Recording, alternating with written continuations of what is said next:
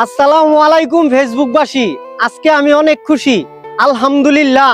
আপনাদের দোয়ায় ও ভালোবাসায় আমার আজকে 4000 ফলোয়ার পূর্ণ হয়েছে। সবই আপনাদের অবদান। আপনাদের ভালোবাসা না পেলে আজকে আমি 4000 ফলোয়ার পূর্ণ করতে পারতাম না, আর আমি এই পর্যন্ত আসতে পারতাম না। তো আপনাদেরকে আমি ধন্যবাদ দিয়ে ছোট করতে চাই না। আপনাদের ভালোবাসা আমি এইভাবেই চাই। আপনাদের ভালোবাসা যদি আমি এইভাবে পাই, তাহলে আমি আরো দূর এগিয়ে যেতে চাই।